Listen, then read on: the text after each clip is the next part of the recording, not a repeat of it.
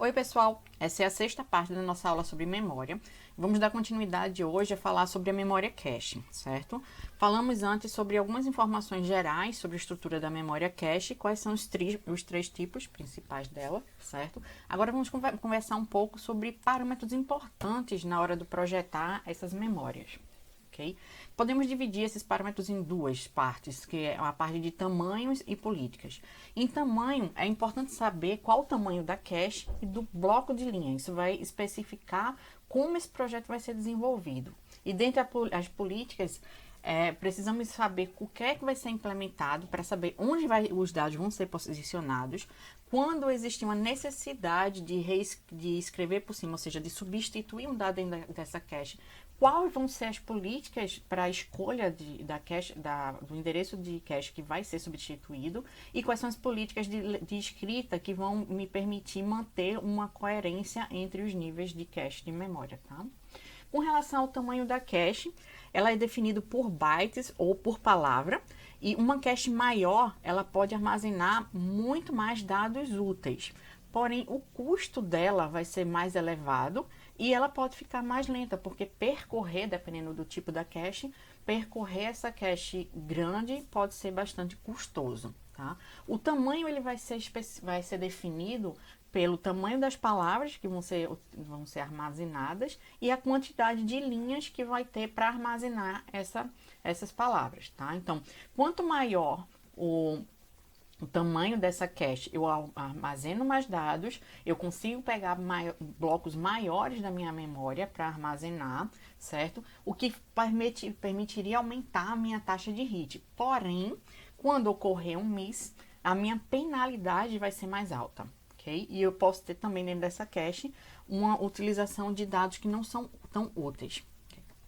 Outro parâmetro é o tamanho do bloco de linha, certo? Essa é a unidade de transferência de dados entre a memória principal e a cache, que vai definir quantos blocos da memória vai ser repassado para a minha cache, tá? Então, com um tamanho de linha maior, mais dados são trazidos da minha memória principal para a cache, certo? A cada falta. Porém, essa taxa de hits, ela pode trazer também muitos dados inúteis, certo? Para ele. Então, eu vou ter uma poluição da minha cache como eu comentei sobre caches maiores, tá? Então, blocos maiores, eles traz uma taxa de faltas menor, porém, eu tenho uma penalidade de falta maior, ok? Para melhorar esse desempenho, ao invés de eu ficar simplesmente aumentando o tamanho de blocos, eu posso mexer na associatividade, certo? Aumentando um pouco a associatividade, eu reduzo a quantidade de conflitos, a minha taxa de hit aumenta, tá? Porém, eu perco um pouquinho com relação ao tempo de acesso, ok? Mas não é tão grande que inviabiliza, mas interessante. Com relação às políticas, uma das questões dado que eu sei onde um bloco pode ser colocado, que é definido pelo tipo de cache que vai ser implementada, se vai ser um mapeamento direto, se vai ser um mapeamento associativo total ou se vai ser associativo por conjuntos, eu tenho que saber também como é que o bloco ele vai ser encontrado, tá? A política de posicionamento do bloco, ele vai depender também com relação vai estar estritamente ligada ao tipo da cache escolhido, certo? Essas políticas elas são mais flexíveis também, até para tentar minimizar um pouco do custo do hardware, certo? Se eu não utilizar uma política de posicionamento ruim, eu posso deixar o hardware mais complexo e o desempenho vai ser afetado também. Então, algumas delas é a indexação, certo? A indexação que vai ser utilizado no mapeamento direto, indexação por conjunto, muito utilizado na associatividade por conjunto, a pesquisa de todas as entradas de forma paralela, bastante utilizada na cache associativa total, e a consulta através de uma tabela de páginas externa, que seria um exemplo TLB, tá? A indexação que ele faz, ele tem um comparador único que vai checar o valor da tag e comparar com uma informação que ele tem, que é o Content Addressable Memory, que é uma informação ele armazena a informação do endereço, certo? Presente na cache e vai comparar com essas tags. Então, esse CAN aí é um elemento, um circuito que vai fazer essa comparação entre todos, entre cada um dos endereços, certo? E retorna o índice da linha que deu match, onde ele encontrou essa informação. A indexação por conjunto, que é muito utilizado dentro de caches associativas por conjunto, onde eu vou ter esse elemento do can sendo replicado para cada conjunto da minha cache, tá? Então, os custos de uma cache associativa, eles vai ser de comparadores extras, certo? E qualquer atraso da necessidade de comparar e selecionar entre os elementos do conjunto vai afetar diretamente, né, no meu desempenho, certo? Além disso, eu vou precisar de um multiplexador para escolha do conjunto que será utilizado para essa comparação, tá? Então, eu identifico qual conjunto através do índice. Depois de identificar qual conjunto, vou utilizar o can para poder saber qual é a linha dentro da minha cache. A pesquisa de todas as entradas, o que é feito é uma comparação simultânea de todas as entradas da minha cache, tá? Ele tem uma alta complexidade e alto custo para realização, porém um tempo de acesso muito baixo. Porém, como a complexidade aumenta bastante, quanto maior esse número de linhas, quando esse número de linhas é muito alto, ele se torna completamente inviável, certo? Então, com isso a gente consegue responder a segunda questão de projeto, que é como o bloco ele pode ser encontrado. Então, pode ser encontrado através da indexação por conjunto, pela pesquisa de elementos ou por uma tabela, tá? Essa tabela é uma tabela que fica externa, pode até ser implementada como uma própria cache, que vai fazer o mapeamento entre o endereço da memória principal e da cache, certo? Em vez de fazer a busca direto dentro da cache. A política de substituição é porque quando a gente encontra um bloco que teve uma falha e eu preciso substituir, preciso pegar um espaço de memória e substituir o elemento que está lá, que seria já como um bit inválido, certo? Por um novo, eu preciso saber como é que eu escolho. Que bloco vai ser esse que vai ser substituído, tá? Então, existem algumas políticas de substituição. As mais utilizadas são o bloco menos recentemente utilizado, que é o LRU, e escolher aleatoriamente. Dependendo do tamanho da cache, da complexidade, em se manter informações de uso, às vezes escolher aleatoriamente tem um ganho tão grande quanto escolher o menos recentemente utilizado, que faria bem mais sentido, né, com relação ao princípio da localidade temporal, tá? Aí, o mais utilizado é esse LRU, que é Least Recently Used, que eu tento identificar qual foi o bloco que faz mais tempo que foi utilizado. Ou seja, se faz mais tempo que ele foi utilizado, as chances dele ser utilizado novamente é mais baixa que os demais, certo? Então, eu tento identificar ele através de um bit ou de alguma informação que armazene informações passadas para identificar qual vai ser esse bloco, tá? Menos recentemente utilizado. Normalmente, essa implementação é realizada através de alguns bits para identificação se ele foi usado recentemente ou não, tá? Uns bits extras dentro de cada uma dessas linhas.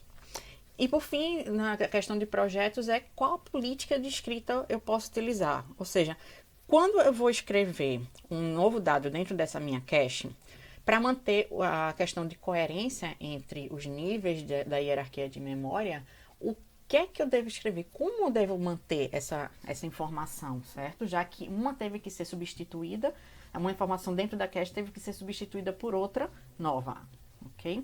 Então, para isso, as políticas de escritas que eu tenho são duas principais, que é o write-through e o write-back, ou copy-back, para poder manter essa coerência exatamente entre as minhas memórias. Okay? O write-through, ele pega as informações que acabaram de ser atualizadas, acabou de ser escritas, ele atualiza nos outros níveis da minha cache, certo? Com uma grande vantagem, as falhas são bem mais simples e baratas, porque elas exigem apenas que um bloco seja escrito de volta no nível inferior, tá? É fácil de ser implementado, porque atualizou aquela informação, atualiza no outro nível, ok? Porém, ele faz com que eu precise de mais transferências, mais acessos a outra memória, o que pode diminuir bastante o desempenho, certo? Se essa escrita for muito constante. Uma possibilidade para tentar diminuir esse valor de escrita é usar buffers onde eu armazeno a informação que foi atualizada dentro de um buffer, e esse buffer, em momentos aleatórios, eles vão ser atualizados, vão atualizar, na verdade, os outros níveis de cache. E o write back eu faço o seguinte, eu só atualizo os demais níveis quando aquela informação daquele endereço de cache for ser substituída. Somente quando esse elemento for ser substituído é que eu atualizo os demais níveis da hierarquia, certo? Isso faz com que eu perca menos tempo e um desempenho um pouco melhor, porque eu não vou precisar fazer uma leitura, uma escrita, na realidade, em memória a cada vez que tiver uma atualização do valor do dado, ok? Mas essas diversas escritas, elas podem demandar um tempo maior quando eu tenho um valor muito elevado, certo? Um dado muito elevado, preciso às vezes de uma largura de banda maior, ok? Mas aí eu tenho bem menos transferências com um tamanho maior, ok? E com isso a gente fecha os 4 itens. A gente já sabe que como pode ser colocado um bloco, onde ele pode ser só posicionado, certo? Ele pode ser posicionado dependendo do tipo da cache, a gente sabe a forma de posicioná-lo, onde o bloco vai ser encontrado, que depende da política de posicionamento do bloco dentro da cache, como é que ele pode ser substituído, dependendo das políticas de substituição, e como é que ele pode ser escrito, tá? Então, seja atualizado dentro da minha hierarquia. E por fim, na parte de cache, temos um modelo dos 3 Cs, que são os 3 conflitos, tá? Então, esse modelo ele tenta tratar as 3 principais falhas que existem dentro da cache, tá? São as falhas compulsórias, a falha de capacidade e a falha de conflito. A falha compulsória é uma falha causada na cache pelo primeiro bloco de acesso. Ou seja, a primeira vez que eu vou acessar a cache, eu vou ter uma penalidade já de cara, eu vou ter um miss, não vai existir nada, então preciso buscar na memória, tá? Então esse também é chamado de ponto de partida. O que é que eu posso fazer para minimizar essa falha que é certa, para todo início de execução, tá? A outra é a falha de capacidade, onde uma falha de cache que ocorre na cache, mesmo que uma associatividade total, ela pode não conter todos os blocos necessários para satisfazer a requisição, certo? Então, o que é que eu posso fazer para que a minha requisição seja satisfeita, tá? Com a quantidade de blocos necessários, com a quantidade de dados necessários para a leitura. E a falha de conflito, que é a falha onde a cache, que ocorre na cache, quando vários blocos competem pelo mesmo conjunto e que são eliminados. Esse tipo de problema é totalmente eliminado quando usam uma cache de associatividade total, tá? Então, esse daí também é chamado de falha de colisão, quando mais de um elemento precisa acessar aquela ponta. E o que é que eu posso fazer, então, com a origem dessas falhas? Se eu conseguir atacar a origem, eu consigo solucionar ou minimizar o problema. A falha de conflito, ela surge diretamente pela disputa de um bloco de cache. Então, se eu consigo aumentar a associatividade da cache, eu consigo reduzir as falhas de conflito, tá? Porque eu já sei exatamente em que bloco, em que conjunto da minha cache eu vou colocar. Porém, isso daí traz um desempenho um pouco mais baixo, tá? Para falha de capacidade, ele vai originar da ausência de espaço para conter todos os blocos necessários. Então, se eu não tenho espaço na cache, o que é que eu posso fazer? A solução mais simples e rápida seria aumentar o tamanho da cache. Só que aí, com o aumento da capacidade, eu aumento o tempo de acesso, eu diminuo o desempenho também, ok? E a compulsória, que ela é gerada pela primeira referência ao bloco na memória, uma possibilidade disso é aumentar o tamanho do bloco, porque aí eu trago mais informações, mais referências próximas para dentro da minha cache, tá? Mas isso daí aumenta a minha penalidade de faltas, o que pode, dependendo da taxa de faltas, diminuir bastante o meu desempenho, ok? Com isso a gente finaliza a cache. E a última parte de memória, que é a memória virtual. Na memória virtual, a ideia é: eu quero ter uma noção de uma memória extremamente grande, rápida e não volátil.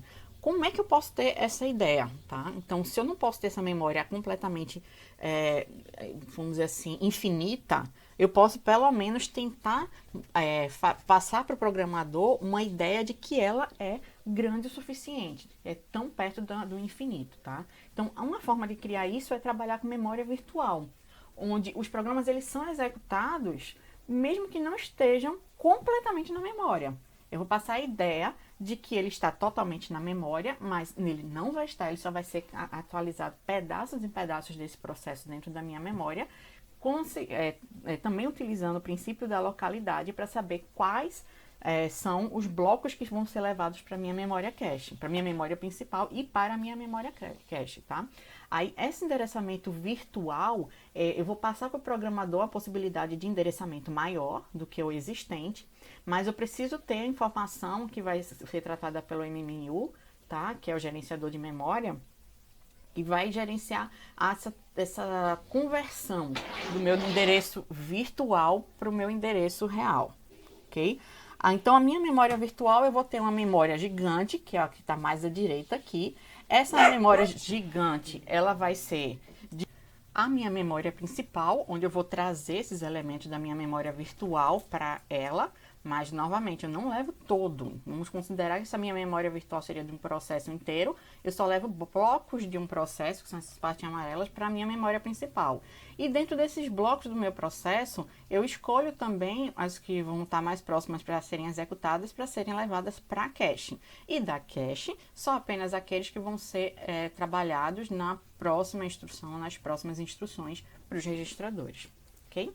Alguma dúvida? Se tiverem, por favor, repasse essas dúvidas no AVA, nas questões dentro do fórum.